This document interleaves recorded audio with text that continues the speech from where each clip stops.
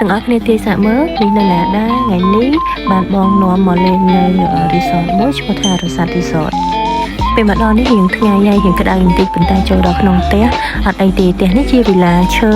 ហើយនៅខាងក្នុងផ្ទះវិឡានេះវិញមានកន្ទប់គេង2ប៉ុន្តែមានខែ4ណាពុក4នេះអាចគេងបាន8នាក់អីហ៎ចាំមកមើលប្រវត្តិមកដល់គេហ្មងហើយយប់នេះដែរត្រៀមថានឹងអាំងសាច់ញ៉ាំ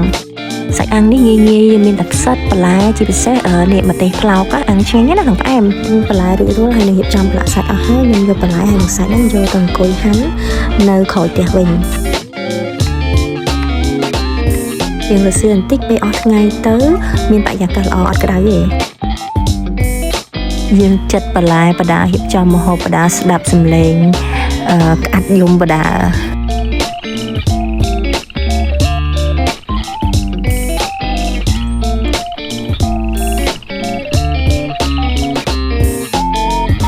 ចិត្តបន្លែរួចរាល់ហើយយើងមកដល់ជាកាម្ដងវិញពេលដែលខ្ញុំប្រាក់នោះភ្លេចបានថតទុកឲ្យបងប្អូនមើលប៉ុន្តែប្រាក់ងាយទេខ្ញុំចូលចិត្តប្រាក់ជាមួយនឹងគ្រឿងចិននៅគេដូចខ្ញុំខ្លាំងចូលចិត្តញ៉ាំហតដកឲ្យតែសាច់អាំងដែរភ្លេចគេហតដកអត់ប្រហែលជា5-10នាទីមើលទៅអត់ទៅមកគេឲ្យជំនួយការមកជួយជំនួយការទី1មកអង្គុយជួយដោតសាច់អាំងហើយថ្ងៃនេះខ្ញុំធៀមមកនោះមានចក្ក2មួយចក្កឈើហ្នឹងពិបាកដោតខ្ញុំដោតទៅជាតែមុតដៃអត់ដោតអត់ងាយចូលទេប៉ុន្តែអាចកដែកនេះខ្ញុំទិញមកពីថោប៉ោសួរដល់ប៉ុន្តែទៅសួរចូលប៉ុន្តែក៏ត្រូវប្រយ័ត្នដែរបើប្រយ័ត្នមិនឲ្យជឿយ៉ាងឈើទៀតនេះជំនួយការទី2ហត់ចុះហត់ឡើងគេថាអត់សុខមកអង្គុយជួយធ្វើម្ហូបម៉ាក់វិញហើយអង្គុយហ្នឹងក៏មិនអត់ប្រយោជន៍ដែរណាអង្គុយញ៉ាំនំបដាជួយបក់ហុយបដា